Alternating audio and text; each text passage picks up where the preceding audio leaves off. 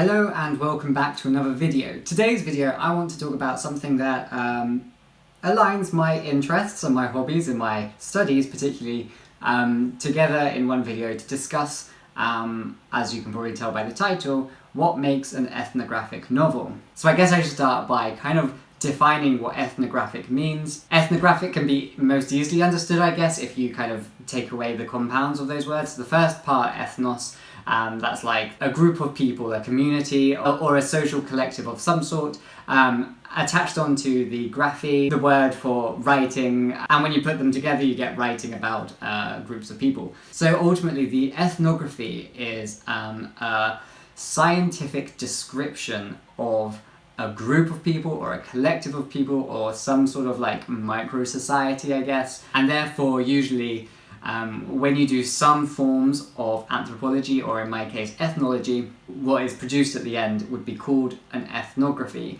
And in order to produce that, you use ethnographic methods to collect the data to be able to write that scientific description of what you have seen and witnessed. Therefore, when you put that into the ethnographic novel, the idea is that the novel becomes an object or the descriptor of a specific group of people, or like, you know, a collective of cultures, or however you wish to describe the ethnos part of that word. So obviously in that description alone, there is emphasis, particularly in academia, on the scientific aspect of it. That's to kind of give it the credibility that is required within academia, the credibility that there has been a scientific process that has gone into it to ensure an objective perspective has been kind of utilised, so that the knowledge that is being produced has gone through the requirements to ensure that nobody is just writing an opinion, and most of all to ensure that you just use an academic integrity, particularly when you're dealing with other people. So it also kind of ensures that you're using sort of the proper ethical routes when working with your participants that you are researching, just so that you mostly don't fall into the terrible history of anthropology, because its history is very particularly colonialist and based on colonial ideals. So therefore applying that to novel, which is particularly fictional novels, kind of makes it almost like an oxymoron. However, there is a lot of space for this study, since in the 80s when a seminal text called Writing Culture was released. It was a selection of essays discussing ways of writing about culture, and that kind of opened up the debate about ethnographies not necessarily being specifically objective, just because of the subjective position of the writer and how they're impacted by their cultural habitus and how that impacts their perspective and shapes the writing. So therefore, since that, the research that has gone into sort of writing about culture and producing ethnographies has opened up and created space for creative methodologies, one of them being sort of fictional writing based on sort of anthropological research. It all sounds a bit complicated, I believe, but I've got some books here that I'd like to talk about which could be seen as ethnographic novels, and that will help me express to you kind of what I mean by what makes an ethnographic novel. Now, of course, there are implications when you're talking about fiction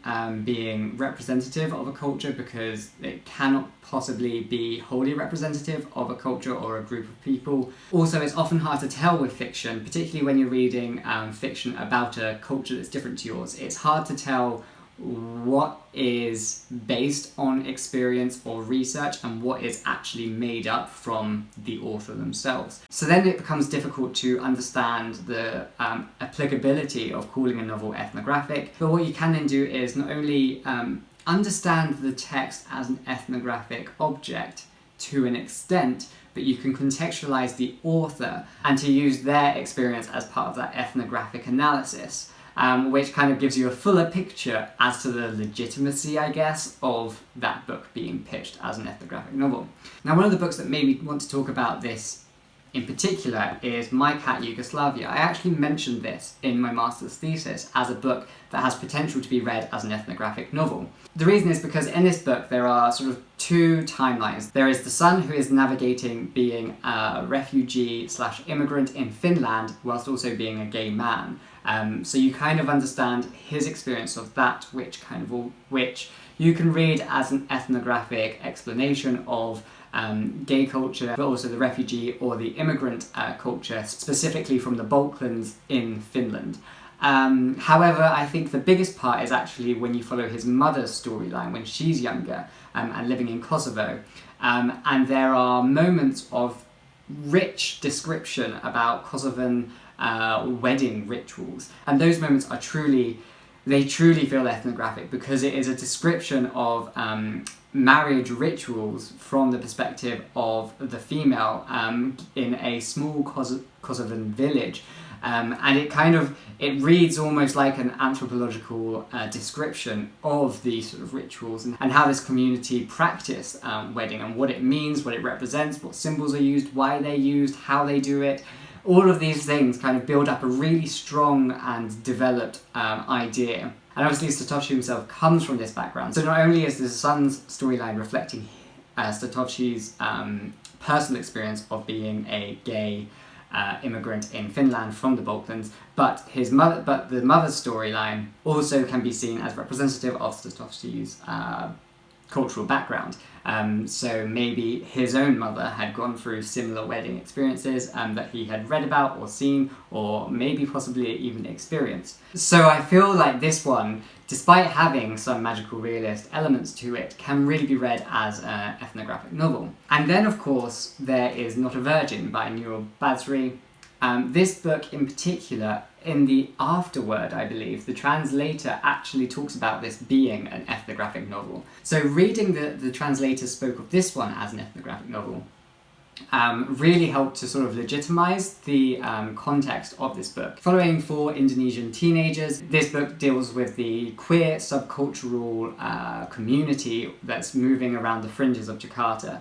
I found this really fascinating, and it was a beautiful book, and it did really deliver on kind of expressing that culture in what feels like a very ethnographic way. Now, I personally don't know the experiences of the author and whether or not this is representative of things that he has been a part of culturally, but if it's not that case, it has definitely been well researched, particularly with the gay speak that is utilised in here, which again seems very anthropological to analyse sort of the language that's being used and why it's being used and how it's being used and the symbols that all comes around it. I also want to talk about The Night Tiger by Yangsze Choo. This one, once again, because it has some magical realist moments or feelings to it, I guess, that might kind of lessen its opportunity to be read as an ethnographic novel. Saying that magical realism in this one definitely relies on folklore, which is a big part of understanding sort of ethnological research, because of course folklore and storytelling is so important to so many different cultures. This one seems like a very well researched understanding of Malaysia in the past. So that historical aspect to it kind of gives you an insight into time period and whatnot. Of course, the author didn't live there during that time, but at the back of the book there is a sort of a section where it gives you notes on aspects of the text to highlight the research that had gone into it. Therefore, the author in this respect kind of takes on the role of an anthropologist, or takes on the role of an ethnographer, in which Yangsze Choo has actually done ethnographic research and then written it within this novel to portray it to a wider audience. So that definitely poses an interesting point, because this book definitely fits into what could possibly be perceived as an ethnographic novel. And I wonder whether in some academic spheres people might reject it simply because the author is a writer instead of an actual researcher going through the correct methodologies, which I don't wholly agree with. I believe every writer has the potential to be an ethnographer or working within an ethnographic context. Now obviously with those books we're dealing with a particular other, and of course anthropology has a history of dealing with others that isn't necessarily good, but you know, we can also look at ethnographic novels in our own context, or in at least a more familiar Western context. So for example, Ghost Wall by Sarah Moss, this book is very British, and I think it really demonstrates a side of British culture which reveals sort of the toxic masculinity, but also the dogmatic fervour for the real Britishness. That's something that's very creepy, and the historic perspective, I guess, that goes along with this book, or at least the historic perspective that pushes the characters within this storyline, really helps to kind of give it that well-researched ethnographic feel, in which you kind of feel like you are genuinely reading about a very particular subcultural demographic in Britain, and it adds a layer of realism, which makes it kind of feel slightly more anthropological. We also have The Topeka School by Ben Lerner. This one kind of feels a lot more like it's an ethnographic perspective of small white middle class American town culture. That was a bit of a mouthful. This book really delivers on a realism which makes it feel somewhat ethnographic, in that it looks at a community which I guess is quite common in media, and perhaps, you know, very close to home, which perhaps could make it not feel ethnographic, but because of the way it's delivered, the way it's demonstrated, and the real descriptions of, you know, a real sort of place in America, really helps to define this book as something that the author kind of wants to portray and wants to discuss. It looks very specifically at sort of notions of masculinity, much like I guess Ghost War did. It looks at these in a way that is relevant to the culture and the community, and also to our current time, even though this is set, I think, in the 90s. And so the descriptive nature of this really displays a sense of reality, a sense of ethnography that's being created through like a case study of a particular town and a particular family moving through that town. And of course, you know, this demonstrates how we really should be looking into our own cultures as opposed to constantly analysing other cultures, because I guess, if anything, we're the most messed up. And then finally, I wanted to look at The Bluest Eye by Toni Morrison. Obviously, this is definitely about another culture from my perspective as a reader. Here, Toni Morrison is really talking about her own culture or her own background. This book is extremely ethnographic, I believe, and it is a deep analysis of the cycles of abuse within the black community as perpetuated because of the inherent racism that exists outside of their like direct community and the greater community of white America. This book is very eye-opening and kind of really portrays the meaning that the author wants to portray. Toni Morrison really takes on the role of an ethnographer in kind of looking at one specific theme and how that theme is being enacted within a very particular community, and how the individuals who make up that community experience things in different ways, and yet somehow manage to fall into the same traps, and the way that this is then perpetuated across generations and into greater society. And I think what's really important in reading this book as an ethnographic novel is to kind of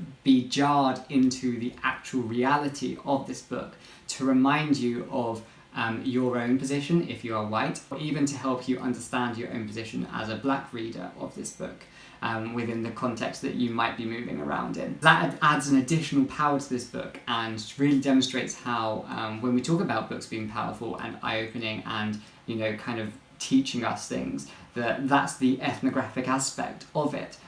Which does that job and really helps us to generate knowledge and care for the future and for the communities that we might be moving around in, or at least moving around with. So those books definitely feel somewhat ethnographic to me. And every time I'm reading a book and I'm reading something about a community or a group of people, I'm always thinking of the ethnographic potential that comes with it. And I think it's something I definitely want to explore more in the future, and I'm very interested to hear about your thoughts, and if you think that you've read any ethnographic novels recently, and why you think they might be ethnographic, and how that sort of altered your reading experience of it. Do let me know in the comments below your ideas on this. I'm very excited to hear.